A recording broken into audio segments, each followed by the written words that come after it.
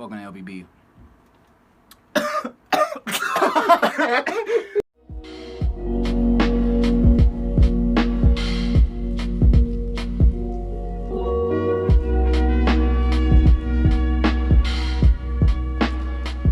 Welcome back to LBB. Today we're going to be reacting to what were Africans doing during the reign of Julius Caesar. For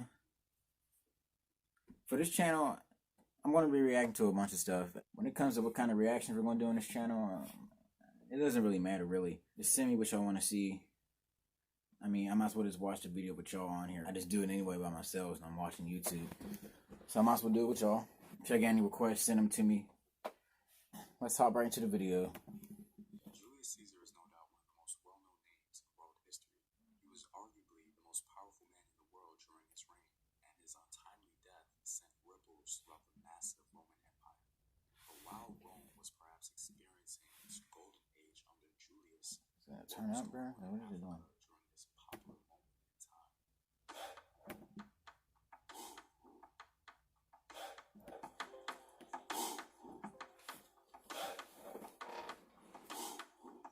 Damn computer. What about the world of Switzerland? Welcome back to another video of African history, culture, and worldview. By supporting this channel on Patreon, you're helping in the creation of these videos and supporting this content. If you'd like to access courses and sources, or you simply want to show your support, you may do so by clicking the Patreon link in the description box below. Julius Caesar was on the throne between 49 BC and 44 BC, so I'll use this general time frame as a guideline to reveal significant events on the African continent. Now, I really won't be going into what was going on in Egypt, as much of that topic has been exhausted due to Caesar's famous relationship with the Ptolemaic queen, Cleopatra. Yeah. So keep that in mind. But to begin, I find it very interesting that during the time Julius Caesar was alive, the greatest queen in African history was alive as well. And no, I'm not talking about Cleopatra. I'm talking about Queen Amanirenas of Kush. Just 4 years after the assassination of Julius Caesar, Queen Amanirenas is assumed to have come to the Kushite throne in Nubia. Now, there is some speculation as to when exactly she came to the throne, because some suggest that it was actually 20 BC, but I think we can all safely agree that her reign began shortly after the death of Julius Caesar. Queen Amanirenas is among the most accomplished queens of Africa. Because of her later role in leading Kushite armies against the Romans in a war that lasted about 5 years, the Romans, under Petronius, apparently wanted to tax Nubians living in Egypt, which she naturally opposed. Amanirenas initially waged a successful campaign against the Romans in Egypt, even taking the head of a statue in the form of Augustus and burying it under her temple, so her people can symbolically trample over Rome. Petronius, of course, struck back and drove the Kushites southward. 2 years later, Queen Amanirenas gathered a huge Kushite force and intended to meet the Romans. The Romans, however, encountered many difficulties navigating the Nubian region and saw fit not to engage further, and thus, a final battle never actually occurred. The Kushite perspective is unclear, as we Yeah, all that dense forest. I think Nubia is located right down in Sudan. decipher the Nubian Meroitic text, but it's clear that the Romans did not engage further south and strategically withdrew. Queen Amanirenas is remembered by the Romans as being brave and blind in one eye due to her literal participation in battle. Under her rule, Kush secured its borders away from Roman ambition.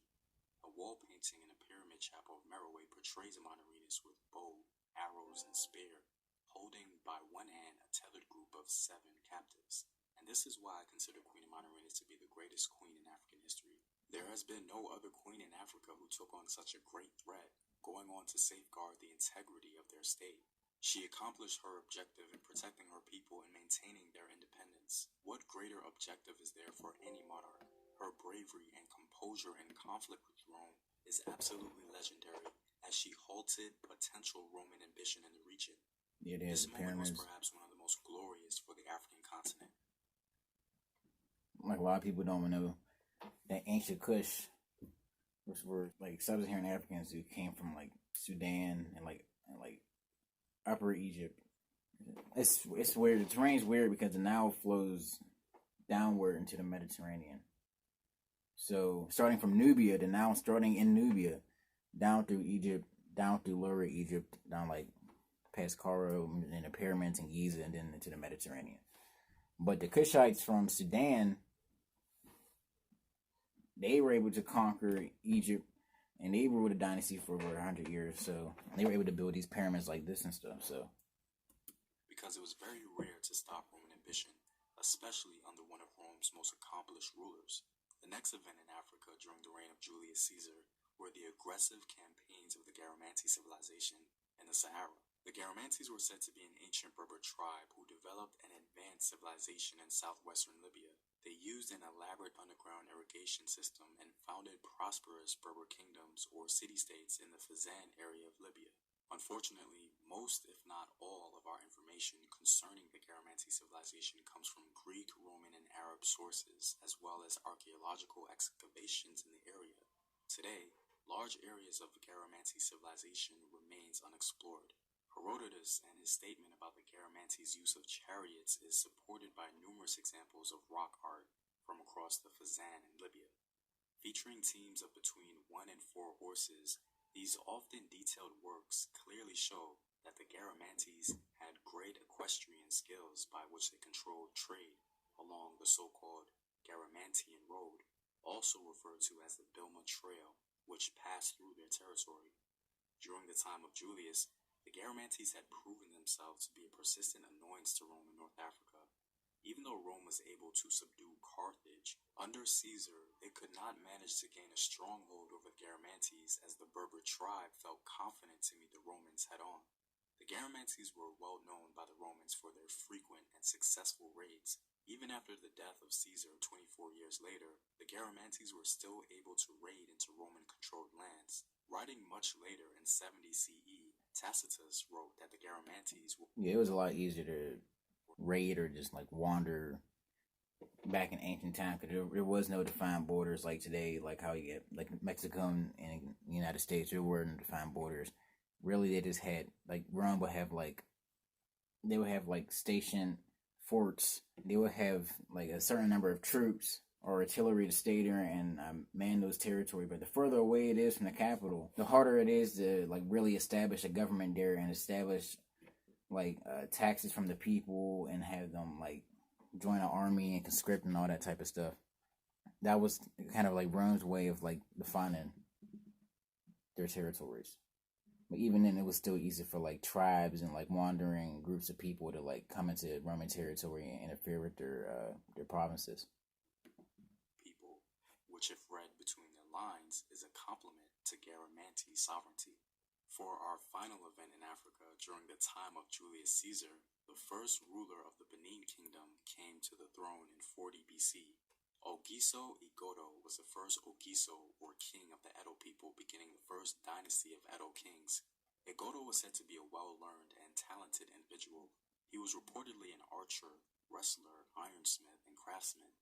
In a rare move of advancement, he became a part of the Odinwary, which was a council of elders. He was just 40 years of age upon his appointment, which is considered pretty young. Igodo excelled in the position and eventually rose to the status of leader. Igodo's youthfulness resulted in some resentment by fellow members of the council, however, but he was able to win much of his support through persuasion and generosity through gifts. Thus, Igodo established the art of patronage. Igodo became famous in the surrounding villages for making sure that when an elephant was killed, the meat was shared by the community. The communities began to regard Igodo as a sort of God-sent person and gave him the praise name of "He is like someone sent from the sky." And it was from that description that the title of Ogiso, or Sky King, was derived. The Edo people believe that the Ogiso creation story was one of the 3 children of Osunbua, or God Almighty. Therefore, the subsequent Ogisos were of divine origin. It's interesting that during the life of Julius, the greatest queen of Africa existed as well, and the first king of look at those pyramids. The Benin Empire of West Africa came to the throne. This was no doubt one of the more fascinating. I don't know if I read that the Kush were inspired by the Egyptians in like Lower Egypt. They're inspired by their pyramids. Actually, no, I think the Kush. Yeah. When the Kush conquered Lower Egypt, they were the ones who created the pyramids. Like a lot of that architecture you see from Lower Egypt, in Giza and Alexandria, you see that from the Sudan and from the Kushite people who had conquered Egypt for a time and had ruled a dynasty for about 100 years. So that's how you see these pyramids and all that. The link is in the description box below. Know thyself. Remember your ancestors. Peace. Yeah, that was a good video. Yeah, I'm definitely keep an eye out for more videos like this. But if y'all got any suggestions for videos y'all want me to watch, y'all can let me know down in the comments below. But thank you for watching. I'll see you later.